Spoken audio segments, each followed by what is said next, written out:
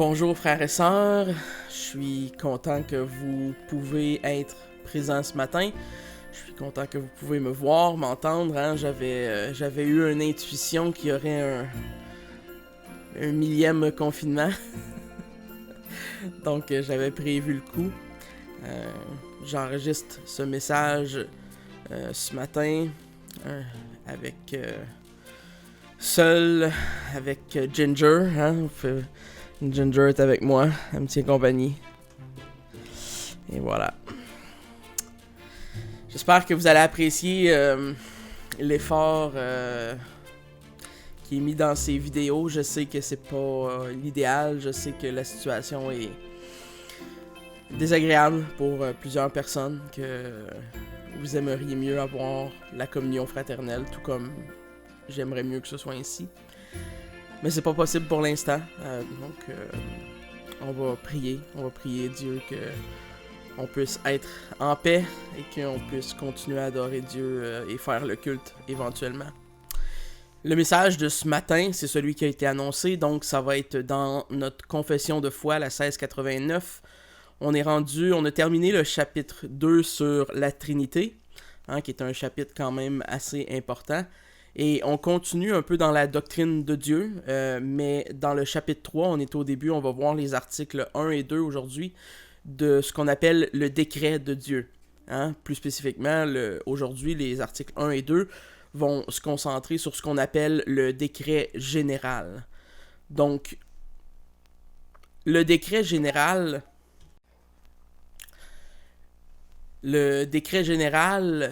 comprend tout ce que Dieu a planifié dans son plan éternel.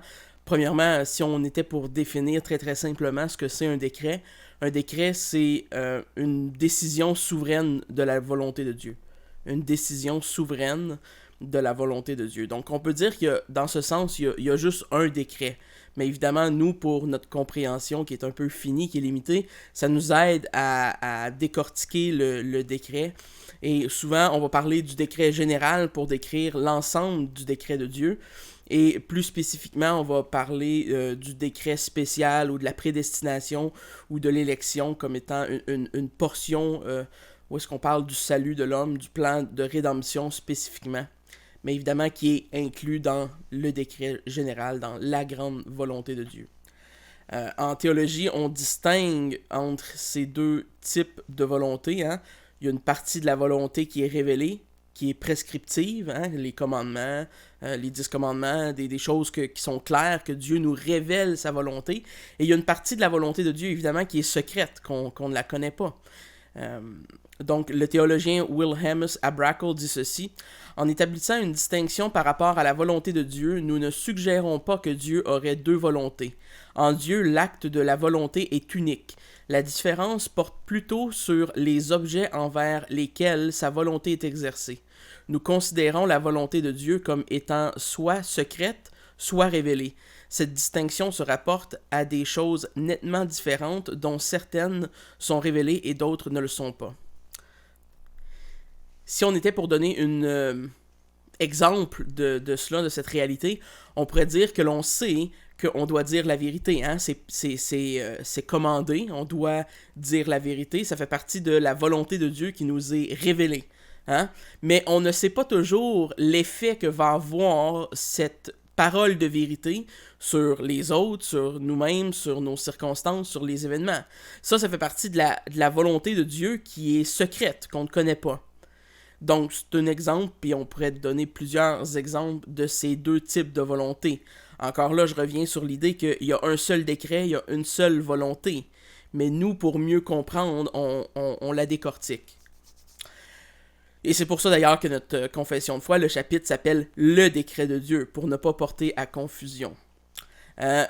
Pour mettre en perspective l'importance de cette doctrine des décrets divins, le défunt R.C. Sproul dit que ceux qui rejettent cette doctrine sont essentiellement des athées, qui est quand même une parole assez vive. Et il a dit ça dans le contexte d'un cours de séminaire. Il a dit ça à ses étudiants au séminaire, ceux qui étudiaient pour être théologiens ou pasteurs, etc. Il dit « Si consciemment vous rejetez la souveraineté de Dieu, alors vous rejetez la nature même de Dieu, et vous n'avez aucun droit d'utiliser le terme théiste. » Donc on ne peut pas se décrire comme un théiste si on ne croit pas ce que Dieu dit lui-même par rapport à Dieu. Donc si Dieu cesse d'être souverain, il cesse d'être Dieu, et on ne peut plus prendre son nom. Donc avant d'aller plus loin ce matin, je vous invite, vous et votre famille, à prendre un temps de prière. Je vais prier, et prions avant d'aller plus loin.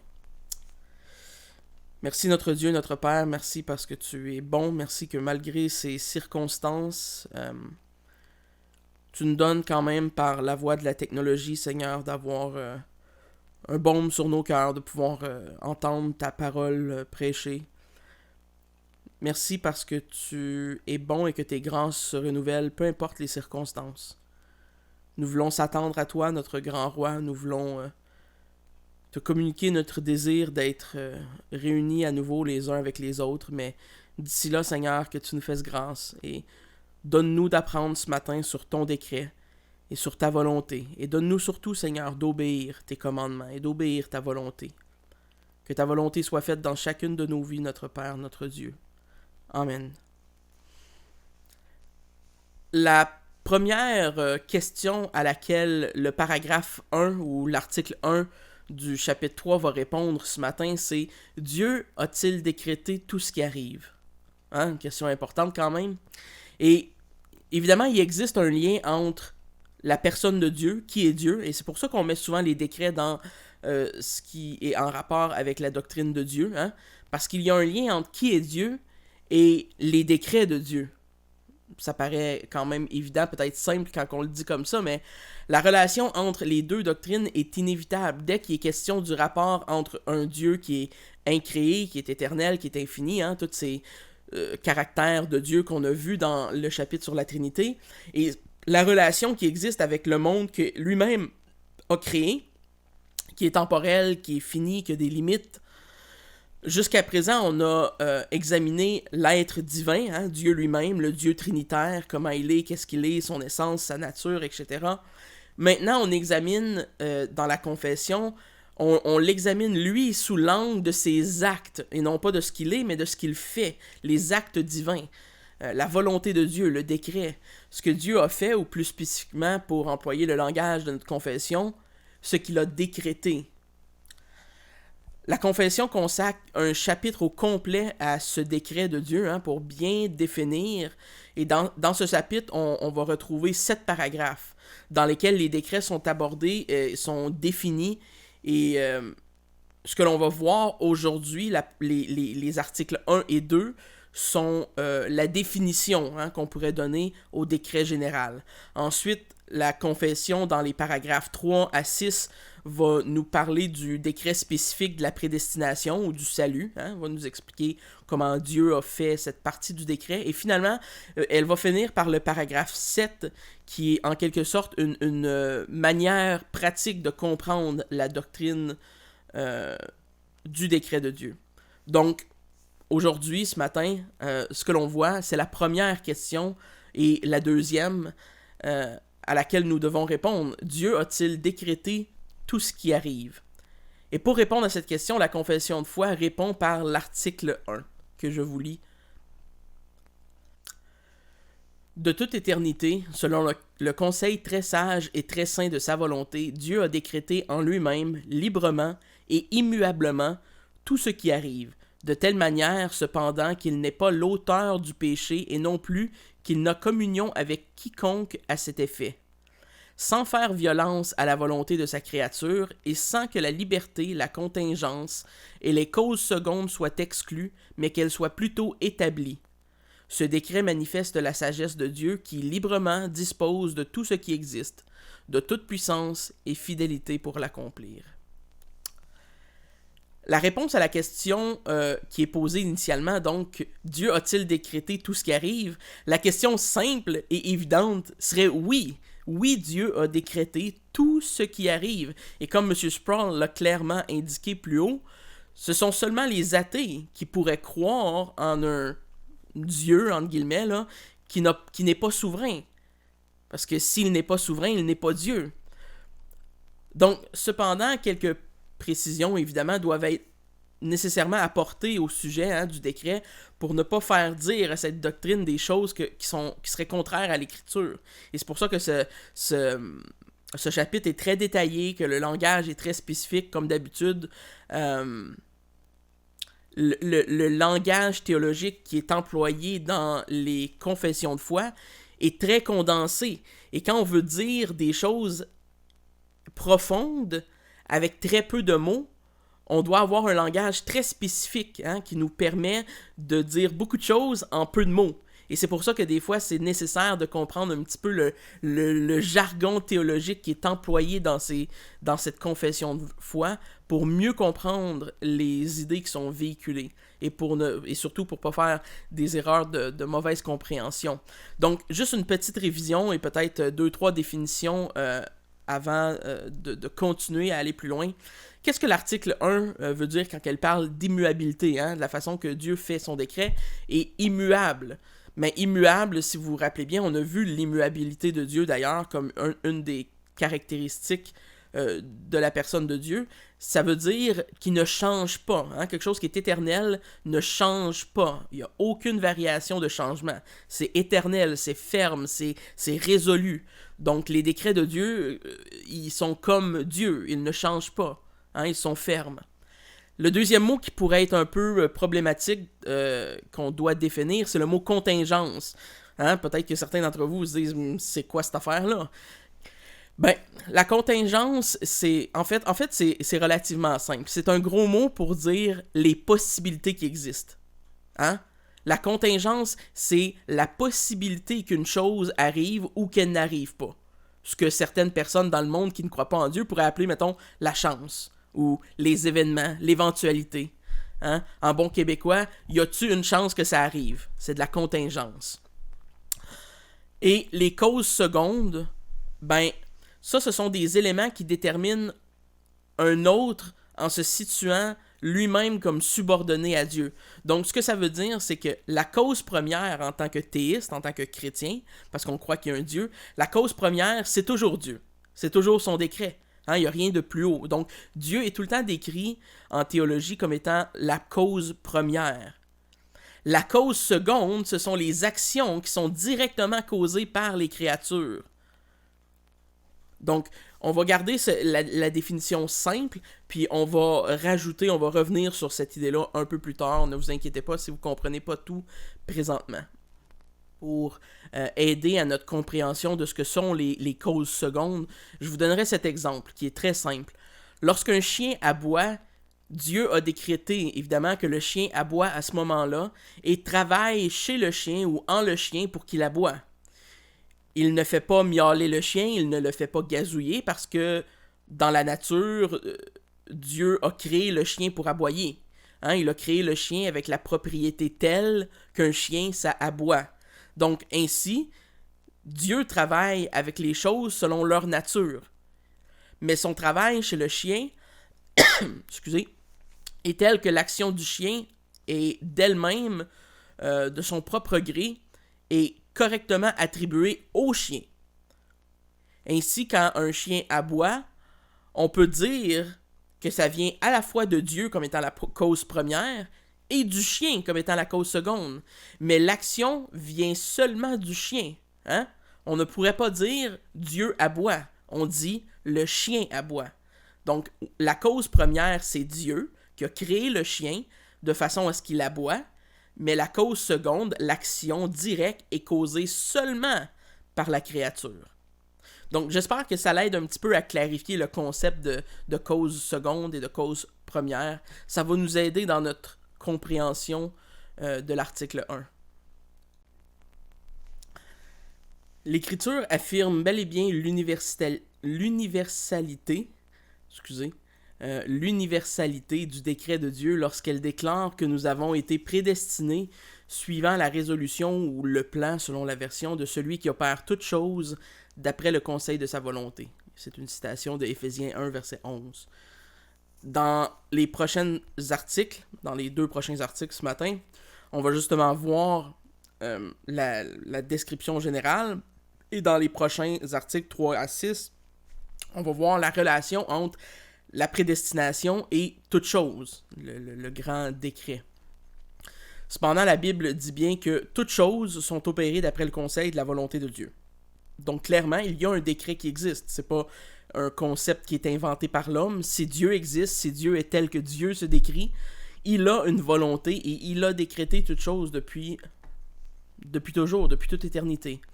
Autrement dit, pas une seule chose n'a échappé au décret de Dieu. J'annonce dès le commencement ce qui doit arriver et longtemps d'avance ce qui n'est pas encore accompli. Je dis, mes arrêts subsisteront et j'exécuterai toute ma volonté. Ésaïe 46, 10. Est-ce qu'à la lecture de la parole, on peut dire que les arrêts de Dieu sont généraux ou sont détaillés? C'est une bonne question. Une bonne sous-question. Ici, la terminologie biblique, on doit faire attention, la terminologie porte un peu à confusion, parce qu'on parle du décret au singulier, de toute chose, comme le grand décret général. Mais on ne doit pas confondre le titre ou le mot général avec son contenu. Bien que le grand décret de Dieu soit général dans le sens où il est complet, c'est-à-dire qu'il touche à tout, le décret en tant que tel est bel et bien détaillé. Le contenu du décret est détaillé de A à Z. Par exemple, l'Écriture n'enseigne pas que Dieu a simplement décidé qu'il y aurait des arbres avec des feuilles. Non, le décret de Dieu a décidé combien il y aurait d'arbres, le nombre exact de feuilles, la sorte de feuilles, la variété, la teinte de chaque feuille, comment l'arbre fonctionne, où il est planté, où il pousse, le moment où il pousse, le moment où les feuilles tombent, à quel endroit ils tombent. Tout ça est planifié. C'est le contenu du décret. Dieu n'a pas simplement décrété l'existence des oiseaux, mais il a décrété leur destin. On voit ça dans Matthieu 10, verset 29. Si ça vous intéresse, allez le lire. Il n'a pas seulement uniquement décrété qu'on aurait des cheveux. Dans Matthieu 10, verset 30, le verset d'après, il décrit que le nombre de cheveux qui seraient sur notre tête. Donc le contenu du décret est général, on dit général parce que c'est un grand décret de Dieu et sa volonté touche à tout, mais elle est très détaillée cette volonté, elle touche littéralement à tout. Évidemment, c'est pas long quand on aborde le sujet du décret de Dieu, de la volonté de Dieu, et qu'on définit que Dieu a décrété toute chose, c'est pas long que la question du péché survient. Parce que c'est une question importante. Qu'est-ce qu'on fait avec le péché dans ce cas-là? Dès qu'on affirme l'universalité du décret de Dieu, vient la question de ce qu'on appelle la théodicée, c'est-à-dire Dieu peut-il être juste en décrétant le mal? Est-ce que Dieu peut être juste en décrétant le mal? L'Écriture affirme absolument sans complexe que Dieu a décrété le mal. Il n'y a aucune façon de le détourner. Dans le plan de Dieu, le mal est décrété. Exode 14.4 nous dit « J'endurcirai », c'est Dieu qui parle, « J'endurcirai le cœur de Pharaon, et il les poursuivra, parlant d'Israël. Mais Pharaon et toute son armée serviront à faire éclater ma gloire, et les Égyptiens sauront que je suis l'Éternel, et les enfants d'Israël firent ainsi. » Donc, pour sa part, Paul, dans la lettre aux Romains, nous parle d'une autre facette. En fait, il va dans Romains 9, justement, Paul va reprendre cette même idée du Pharaon et de comment Dieu a destiné le Pharaon à faire éclater sa gloire par le mal qui était décrété. Et il va utiliser cette image-là pour illustrer la souveraineté de Dieu dans des vases de perdition, qui ont été préparés d'avance de la main de Dieu dans le décret pour la perdition.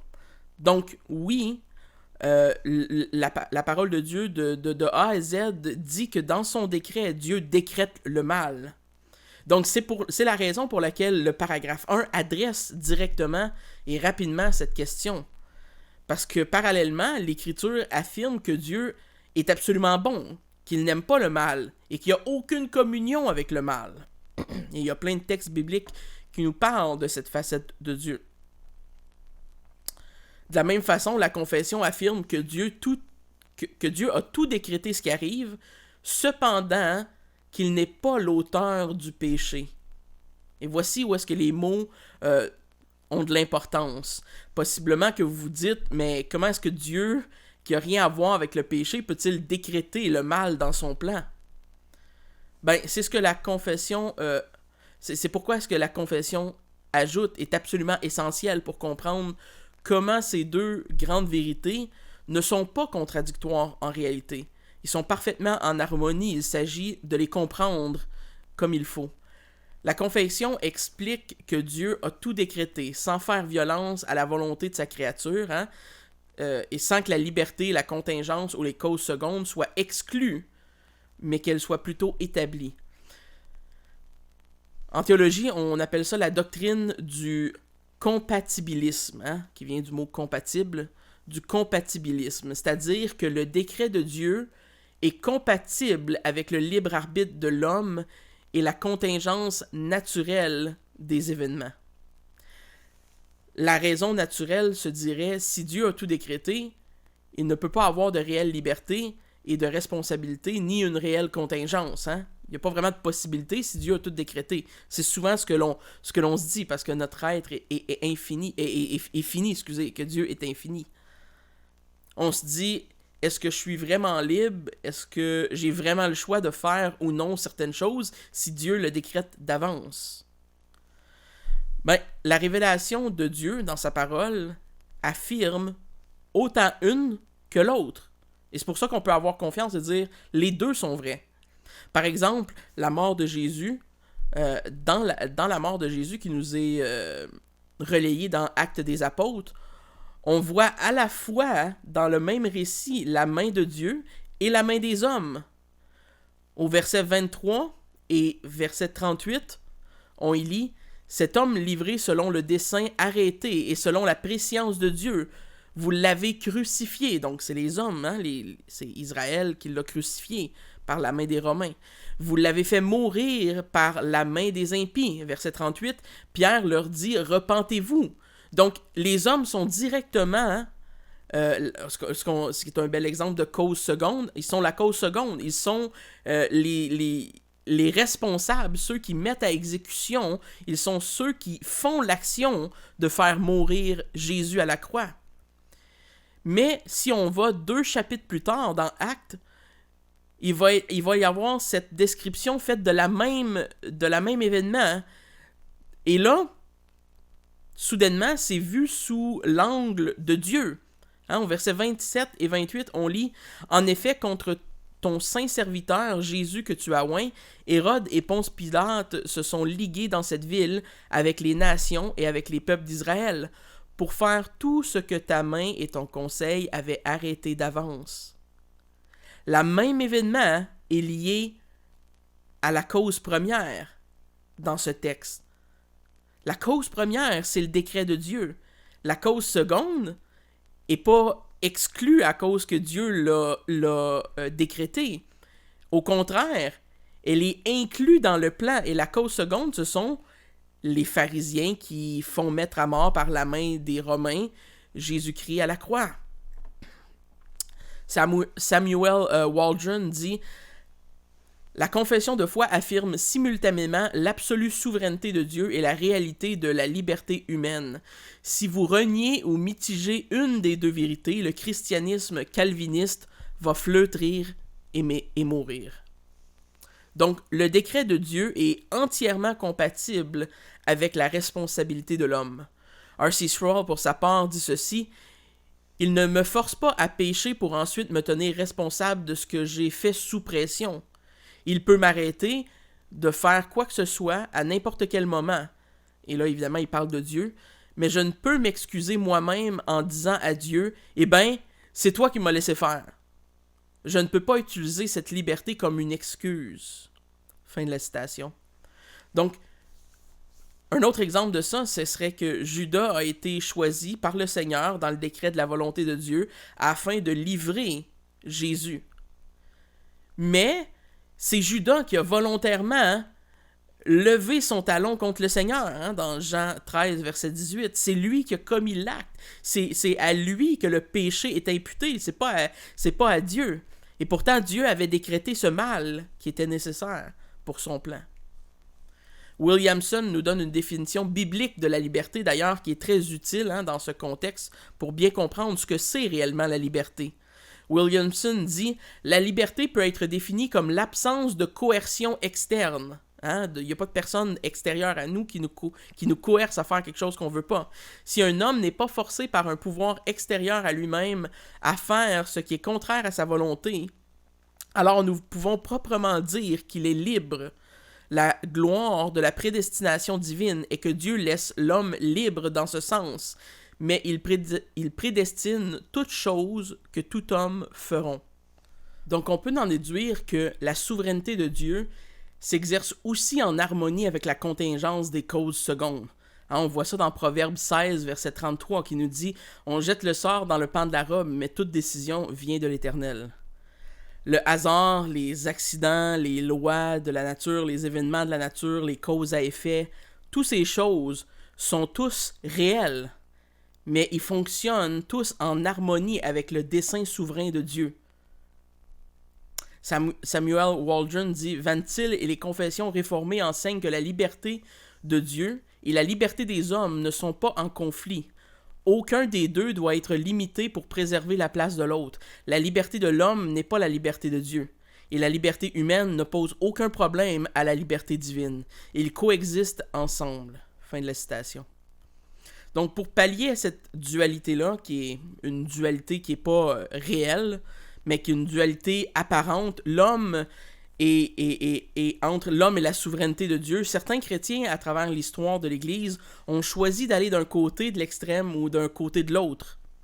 D'un côté, on a ceux qui minimisent ou qui renient totalement la réalité de la liberté humaine dans l'intérêt de préserver la souveraineté de Dieu. Et cette approche-là va être souvent décrite comme ce qu'on appelle l'hyper-calvinisme.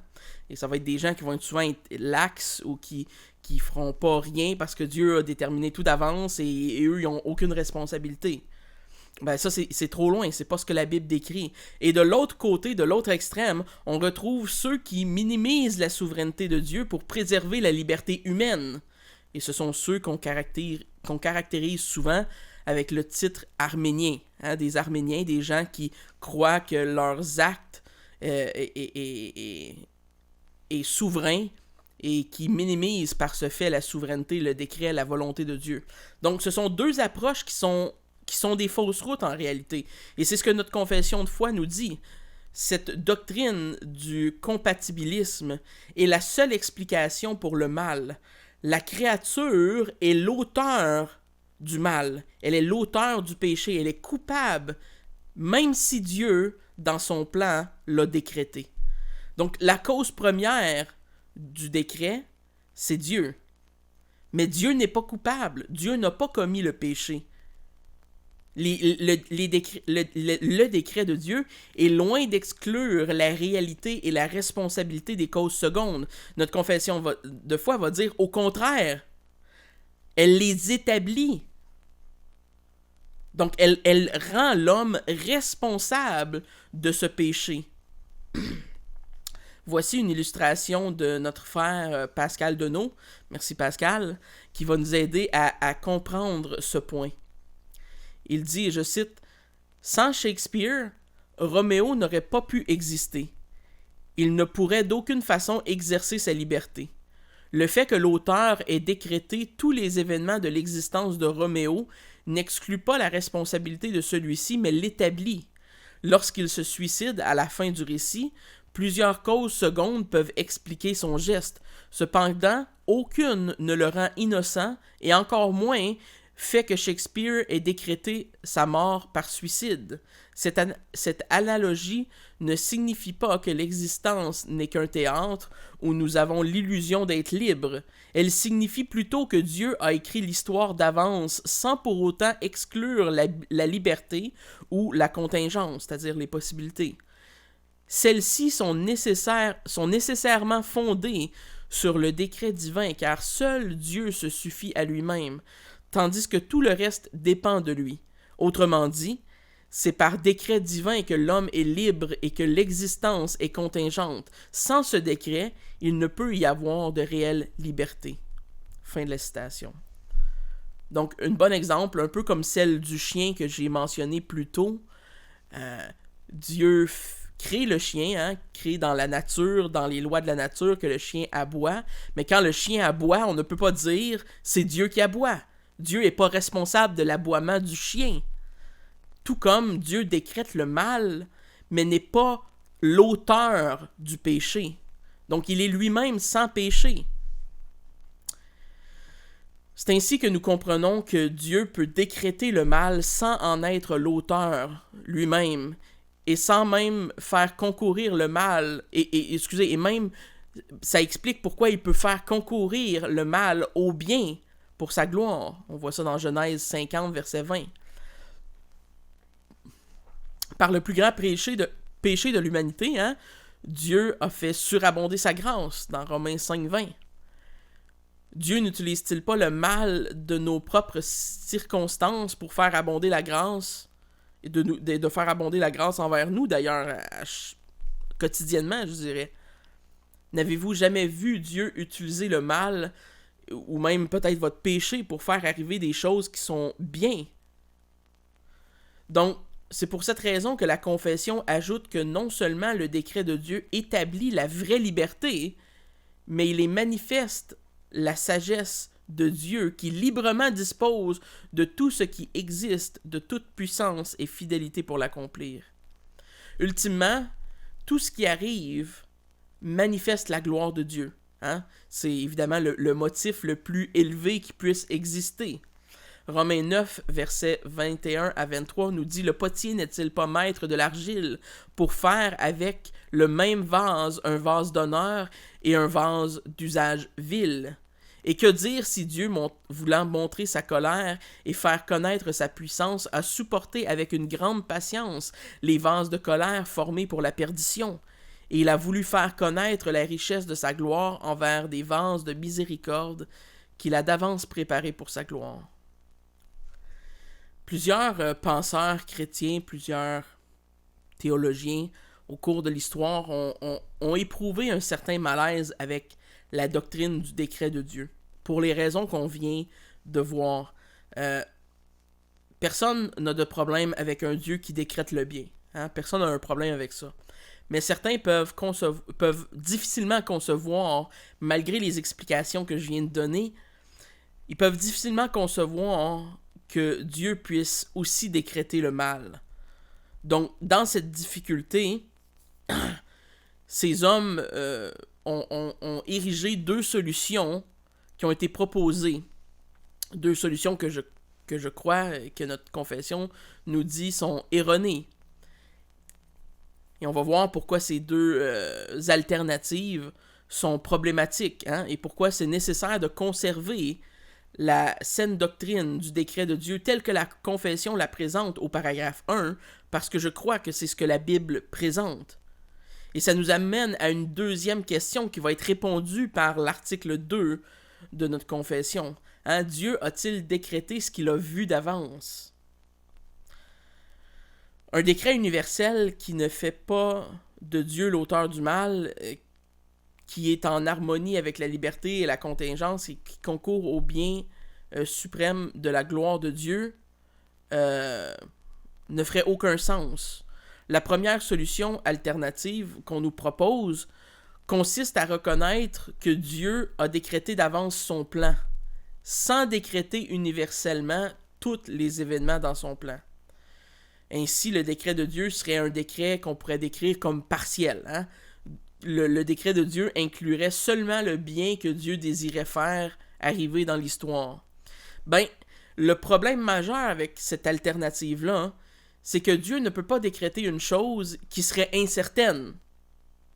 Hein, on sait que les décrets de Dieu sont immuables, sont certains, ils sont fermes. Donc, si les décrets de Dieu dépendent de d'autres événements qui sont eux-mêmes incertains, les décrets de Dieu eux-mêmes deviendraient, par le fait même, incertains. Donc, comment est-ce que Jésus pourrait-il dire être l'agneau prédestiné avant la fondation du monde, comme il le dit dans 1 Pierre 1, 20, pour expier des péchés, si la chute, hein, qui était un mal, si la chute était incertaine? Comment est-ce que Jésus pouvait-il être destiné à être crucifié sans que des méchants soient ligués pour faire ce que la main du conseil de Dieu avait arrêté d'avance, comme dans Acte 4, verset 28? La mort de Jésus, qui est au centre du plan de la rédemption, est-elle incertaine, puisqu'elle dépend du mal? Elle dépend du mal des hommes. Donc, elle dépendait du mal qui allait être exécuté par Ponce Pilate, par les pharisiens, par toutes sortes d'autres facteurs externes. Donc, est-ce que toutes ces choses-là étaient incertaines puisqu'ils n'étaient pas décrétés dans le plan de Dieu? Ce serait très difficile à croire. Parce que là, on parlerait de pure chance. Littéralement. Dieu aurait pris la chance d'envoyer Jésus-Christ, son Fils, en cas que les choses mauvaises arrivent, qu'il n'avait pas décrété. C'est très peu probable. Joseph semble en accord avec l'idée que Dieu ait décrété le mal. Quand on lit Genèse 45, versets 5 et 8, on lit ceci. Maintenant et là il parle à ses frères, maintenant ne vous affligez pas et ne soyez pas fâchés de m'avoir vendu pour être conduit ici, car c'est pour vous sauver la vie que Dieu m'a envoyé devant vous. Hein? Donc, il admet le mal qui a été fait par ses frères. Verset 8, ce n'est donc pas vous qui m'avez envoyé ici, mais c'est Dieu. Il m'a établi père du Pharaon, maître de toute sa maison et gouverneur de tout le pays d'Égypte. Donc, Joseph lui-même admet, il leur dit à ses frères, ne soyez pas fâchés de m'avoir vendu. Donc, la cause seconde, les coupables, ceux qui ont fait le péché, ce sont ses frères. Et Joseph le reconnaît. Mais un petit peu plus loin, il va dire, ultimement, on sait que c'était dans le plan de Dieu que vous me vendiez et que vous faisiez ce mal, parce que Dieu a fait concourir ça au bien. Vous voyez, Joseph accuse pas Dieu d'avoir fait le mal, mais il dit que c'était dans le plan de Dieu. Donc, si Dieu a décrété un seul événement, il a dû décréter tous les événements nécessaires afin que son décret soit certain. Par exemple, si Dieu a décrété l'existence d'une personne, il est nécessaire, nécessairement, il a dû décréter tous les événements qui ont conduit à l'existence de cette personne-là. Chaque événement a une corrélation, c'est-à-dire un lien avec d'autres événements qui sont ultimement tous liés ensemble. Et ça fait comme une chaîne quasi infinie de cause à effet, ce qu'on appelle la causalité. L'interdépendance de tous les événements nécessite un décret qui est universel de tous les événements. Donc, dès qu'une chose est décrétée, si le reste n'est pas décrété, alors ça devient incertain, ça devient des dés qu'on lance sur la table, puis peut-être que ça va arriver. Est-ce qu'on voit vraiment dans la parole de Dieu que Dieu agit de cette façon? Est-ce qu'il semble avoir une place à l'incertitude dans les choses que Dieu dit, dans sa volonté? Moi, je ne vois pas ça absolument aucune place dans la Bible. Donc, pour simplifier l'explication, ou bien Dieu est le Seigneur de tout, ou bien il n'est pas le Seigneur du tout. Hein? Ou bien Dieu est le Seigneur de tout, ou bien il n'est pas le Seigneur du tout. Donc, devant l'incompatibilité d'un décret qui serait partiel ou d'un Dieu qui aurait juste décrété le bien, on voit pourquoi c'est important au paragraphe 1 qu'on parle de décret immuable, qui est certain, qui est ferme. Et donc, certaines personnes, certains théologiens, à cause de cela, ont proposé une deuxième alternative. Dieu aurait décrété tous les événements selon ce qu'il aurait vu d'avance. Hein? Ce qui nous rapporte à la deuxième question qu'on a posée tantôt et à laquelle qui va être répondue par l'article 2 d'ailleurs. Autrement dit, le décret de Dieu serait basé sur la préscience de Dieu. Hein? Dieu aurait décrété des choses parce qu'il l'a vu d'avance. Dieu a vu d'avance que Adam allait désobéir, il a donc décrété sa chute. Hein? Il aurait vu d'avance que les méchants se ligueraient pour livrer le Fils à la mort, donc il a décrété qu'il agirait ainsi pour sauver l'humanité. C'est de cette façon-là, d'ailleurs, que dans la doctrine des Arméniens, que la prédestination du salut est expliquée. Hein? Dieu aurait élu d'avance ceux qui allaient accepter la foi dans le futur. Donc Dieu n'a pas nécessairement choisi dans le sens qu'il y a une sélection, mais tout simplement qu'il a vu dans le futur et qu'il a sauvé ceux qui allaient être choisis de toute façon. Mais la question est alors, la Bible enseigne-t-elle que Dieu a décrété tout ce qu'il a vu d'avance? Hein? On revient à cette question. Et voici comment la confession de foi répond par l'article 2.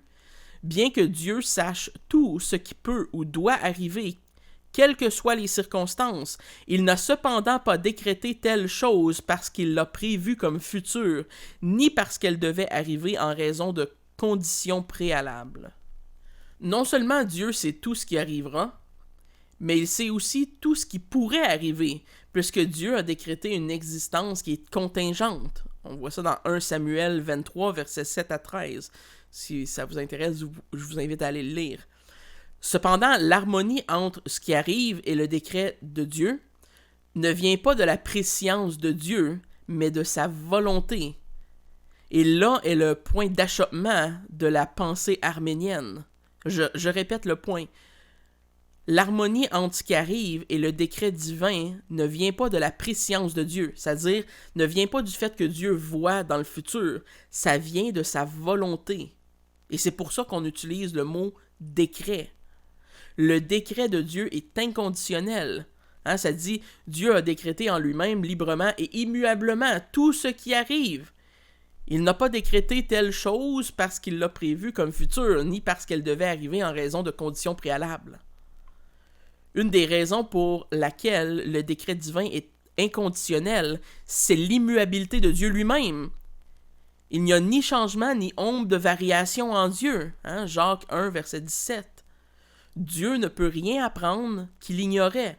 Dieu ne peut pas s'améliorer parce qu'il n'y a pas de potentiel. Il est déjà parfait, saint, tout-puissant. Il est tout de façon parfaite. Dieu ne dépend de rien. Il ne dépend même pas du temps. Ce sont tous des choses qu'on a vues d'ailleurs dans le chapitre 2 sur la Trinité, sur la doctrine de Dieu. Donc on peut dire que sa connaissance ne dépend pas des événements temporels, puisqu'il s'agit d'une connaissance qui est éternelle. D'après ce que Dieu, le Seigneur, qui a fait ces choses et à qui elles sont connues de toute éternité, hein, qui est le passage de Acte 15, versets 17 et 18. Dieu connaît éternellement les événements temporels. Il ne pourrait en être ainsi si la connaissance dépendait du temps. OK? Si Dieu dépendait du temps, il ne pourrait pas connaître de façon éternelle, sans limite de temps. Hein? C'est quand on parle du fait que Dieu est à l'extérieur de cette création du temps qu'il a lui-même créé, Dieu n'est pas dépendant du temps. Dieu connaît toutes choses car il les a éternellement décrétées en lui-même. C'est pourquoi non seulement l'Écriture dit que Dieu connaît ces choses de toute éternité, mais elle affirme que c'est le Seigneur qui fait ces choses. Autrement dit, la connaissance éternelle du Seigneur vient de ce qu'il fait par ses décrets éternels. La connaissance de Dieu ne dépend que de Dieu lui-même. Dieu sait toutes choses car il a décrété toutes choses. Alors quand on pose la question « Dieu a-t-il décrété ce qu'il a vu d'avance ?» la réponse simple est non.